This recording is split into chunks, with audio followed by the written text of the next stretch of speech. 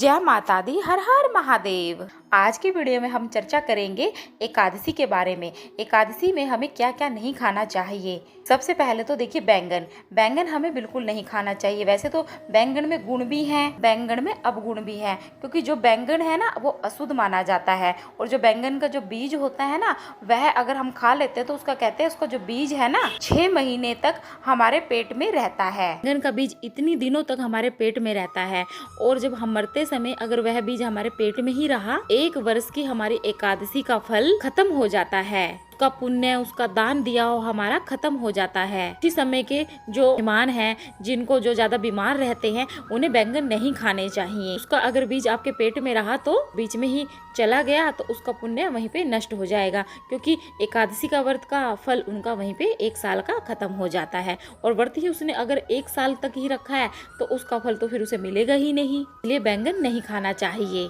आप तुलसी की पत्तियां हर रोज खाएं। आप तुलसी की पत्तियां खानी नहीं है तो दांतों से चबानी नहीं होती है, आप उन्हें निगल सकते हैं, आप या उन्हें चाय में डालकर पी सकते हैं। तुलसी जी के पत्ते को अच्छे से कूट के उनका रस निकालकर फिर आप पी सकते हैं। चावल भी आपको एकादशी से पहले नहीं खाना चाहिए, यानी कि 10वीं तिथि को ही आपको चावल नहीं खाना चाहिए।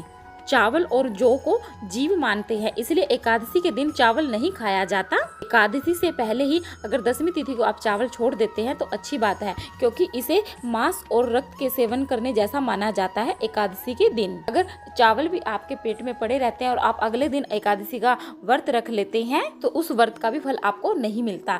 इसलिए कहते हैं 10वीं की तिथि को ही आपको चावल छोड़ देने चाहिए। एकादशी के व्रत के दिन किसी भी तरह के नशीले पदार्थ का सेवन नहीं करना चाहिए। पारण के दिन भी सात्विक भोजन ही करें। पारण के समय भी आपको मूली, बैंगन, मसूर दाल, लहसुन, प्याज भोजन को भूलकर भी नहीं खाना चाहिए। इसके अलावा गाजर, जौ, बैंगन, सेम फली, सलगम, पालक, गोभी का सेवन भी नहीं करना चाहिए। एकादशी और द्वादशी तिथि के दिन बैंगन खाना अशुभ फलदायी माना जाता है। मांस और मदिरा का सेवन भी एकादशी के दिन नहीं करना चाहिए, क्योंकि शास्त्रों में माना गया है कि इस दिन सेवन करने से आपको नरक में ही जाना पड़ता है। भूल से भी अगर आप इस दिन शराब और बैंगन का सेवन कर लेते हैं तो आपकी एकादशी का व्रत आपने जो पहले कभी रखा हो उसका फल भी खत्म हो जाता है। कहते हैं ना हम तो निर्जला, कई लोग निर्जला एकादशी का व्रत रख लेते हैं, बाकी एकादशियां नहीं रखते, कहते हमने तो एक ही व्रत में फल चाहिए, तो वह फल भी आपका खत्म हो जाता है। एकादशी के दिन तुलसी के पत्तों को भी नहीं तोड़ना चाहिए, शास्त्रों में इसे वर्जित बताया गया है। वही द्वादशी तिथि को भी जब पारण करें जो तुलसी के पत्ते से ही करें, लेकिन उस दिन भी व्रती को तुलसी का पत्ता नहीं तोड़ना चाहिए।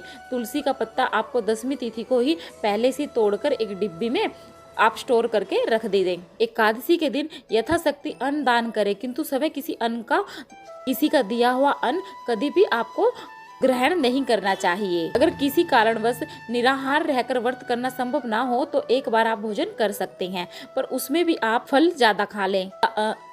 मखाने की खीर बना के खा सकते हैं। इस दिन दूध और जल का सेवन कर सकते हैं। एकादशी के व्रत में शकरकंद, कुट्टू, आलू, साबूदाना, नारियल, काली मिर्च, सेंधा नमक, दूध, बादाम, अदरक, चीनी आदि पदार्थ खाने में शामिल कर सकते हैं। एकादशी के दिन वृक्ष से पत्ता भी तोड़ना वर्जित है। अंत समय में गिरा हुआ पत्ता लेकर सेवन करें।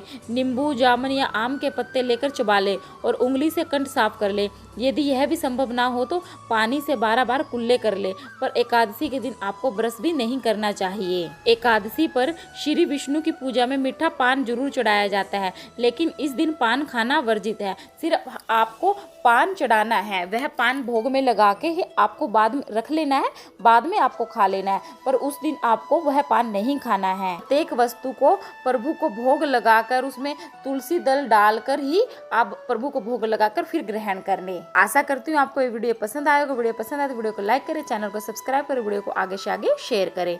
कमेंट में जय माता दी जरूर लिखें, ओम नमो भगवते वासुदेवाय जरूर लिखें। भगवान से यही प्रार्थना है कि हम सबकी हर मनोकामनाएं पूरी करें।